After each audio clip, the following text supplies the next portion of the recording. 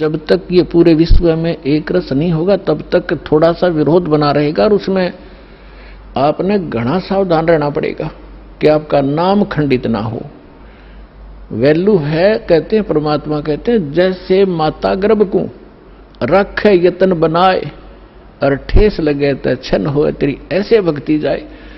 अब भक्ति का मिलना यह बड़ी कठिन, और मिलने के बाद फिर वो उसको सुरक्षित रखना वो एक बहुत बड़ी बात है। जब तक परिपक्व नहीं हुई तो फिर फायदा क्या उसका।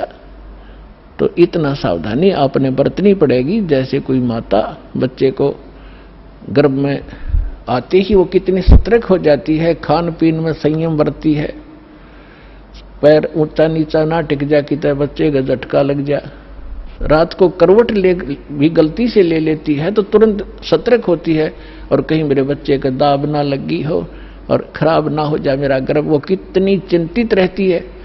तो आप जी ने इस भक्ति का जो लाल है इतनी सावधानी से परिपक्व करना पड़ेगा, तब आपको सफलता होगी। इसमें फाउल पॉइंट है, आन उपासना नहीं करनी, संसारिक व्यवहार के जो भी कार्य हैं जो भक्ति परमात्मा की मर्यादा को भंग करते हैं वो नहीं करने, और फिर आप सफल हो जाओगे। तो अभी थोड़ी सी कठिनाई आपको चल रही है, घर घर में विरोध चल रहा है। पति ने नाम ले लिया, पत्नी नहीं मानती, मैं तो सारी पूजा करूंगी, तो कैसे ऐसा क्या कर रहा है। पत्नी ने ले लिया तो पति दुखी करता है। तो धीरे धीरे ज्ञान से क्या होगा, ये ज्ञान ऐसा है कि आप घर पे चलाओगे और बच्चों पर भी असर करेगा, ना सुनेंगे तो भी कक्ष में सोए हुए व्यक्तियों पर भी ये वाणी असर करेगी। जैसे गारुड़ का मंत्र अचेत हुए उस सर्प के डसे हुए व्यक्ति पर जो सुन भी नहीं रहा, समझ भी नहीं रहा, और उसके ऊपर भी वो मंत्र बोल बोल कर उसके विष को उतार कर सचेत कर देता है। और ये तो परमात्मा की वाणी सब सिद्ध है। ये तो अपने पशु पक्षियों के ऊपर भी ये वाणी जा रही है, उनको भी, उनके भी पाप डाउन हो रहे हैं। ठीक है, उनके पाप गणे हैं इसलिए पशु योनि मिली, तो वो पाप घटते रहेंगे। जैसे कपड़ा किसी का ज्यादा मैला है, हो गया है, मैल हो गया है, तो वो कई बार साबुन लगाने से स्वच्छ होगा, उज्जवल हो जाएगा, और जिसका थोड़ा मैला है एक दो बार साबुन लगाने से उज्जवल हो जाता है। तो ये साबुन है, परमात्मा का जो ज्ञान है, सत्संग है, वचन है, ये साबुन और जल दोनों का काम करता है। तो धीरे धीरे ये सत्संग जिस घर में चल रहा है पड़ोसियों तक भी असर होगा आपका, और आपके घर के पशु पक्षियों पर भी इसका प्रभाव पड़ेगा। आपके घर कोई पशु पक्षी भी रह रहा है उसके ऊपर भी धीरे धीरे उसके अंदर ये वाणी का जो ज्ञान यज्ञ का पुण्य उसमें संग्रहित होगा। और कुछ ऐसे पाप हैं जो ज्ञान यज्ञ से ही खत्म होते और उसका विकल्प ही नहीं है। जैसे कपड़े को पहले थोड़ा मैला है तो जल से धो दिया, साफ हो गया, ज्यादा मैला है तो और भी मैल रहा तो साबुन लगाना पड़ा, और फिर भी कोई दाग दबा रह जाता है तो ड्राई क्लीन से साफ हो जाता है। तो इसी प्रकार ये सभी क्रियाएं हमें अपने अंतःकरण, अपने जीव के ऊपर, आत्मा के ऊपर जो मैल जमा हो गए उन सभी पापों का नाश करने के लिए ये सारे ही साधन अपनाने पड़ेंगे, मंत्र के जाप भी करने पड़ेंगे, पांचों यज्ञ भी आपने करनी पड़ेंगी, और तब जाकर के आपकी भक्ति सफल होगी। तो इसमें फाउल पॉइंट दास आपको बता रहा है कि ये भ्रमित ना होना।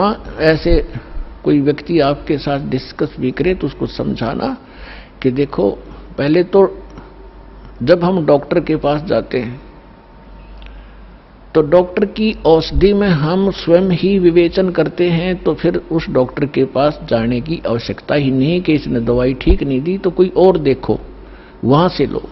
तो इसी प्रकार सबसे पहले तो ये देखो, ये ज्ञान आज तक ना किसी ने सुना और ना सुनाया, किसी के पास था ही नहीं। और जिन महापुरुषों के पास था उनको प्रतिबंध कर दिया था, मालिक ने प्रतिज्ञा करा दी थी कि अभी इसको डिस्क्लोज ना करना। तो महापुरुष थे, वो अपनी अमृतवाणी में बोल के सारा कुछ लिख गए, एफिडेविट बना गए, कबीर इज गॉड, ये वो फाइनल कर गए थे वो महापुरुष, जिनके दास बार बार उनके शुभ नाम आपको सुनाता है। और फिर हमारे सदग्रंथ उसी का प्रमाणित करते हैं कि कबीर इज गॉड। तो फिर ये क्लियर हो गया कि आज तक कोई हमें यही निर्णय नहीं करके बताया कि भगवान कौन है और कैसा है।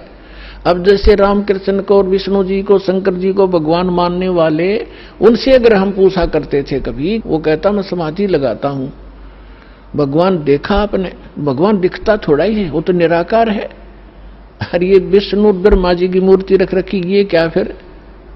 तो हमारा निराधार ज्ञान था, बेसलेस था, हम डामाडोल थे, स्थिर नहीं थे। और इसी प्रकार ये राधा स्वामी किसी ने पूछ लो या किसी महर्षि ने पूछ लो, अभी तक जिनके विचार रहे हैं, परमात्मा तो निराकार है, साकार आता जब रामकृष्ण रूप बन जाता फिर निराकार हो जाता है। तो खाक ज्ञान था इनको। वेद बताते हैं कि वो परमात्मा सशरीर है, मनुष्य दृश्य है, ऊपर सिंहासन पर विराजमान है और उसके सिर पर मुकुट है। ये तो वेद बताते हैं, राजा की तरह बैठा। और यही वो संत बताते जिनको भगवान ने जिन आंखों देखा वहां पर। तो फिर इसमें कोई डाउट नहीं रहा कि हु इज गॉड और कैसा है वो भगवान। तो ये सारे कंसेप्ट क्लियर इस दास ने करे, आज तक किसी ने नहीं किए। तो इसी प्रकार इस साधना पर भी विश्वास करना, किसी से डगमग ना होना, क्योंकि काल ने अपने एजेंट छोड़ रखे हैं, वो अपने कर्म बिगाड़े हैं। तो वो भी भगवान के बच्चे पर भ्रमित है, उस काल से प्रेरित है। उनका दुर्भाग्य है कि वो अशुभ काम पर लगे हैं।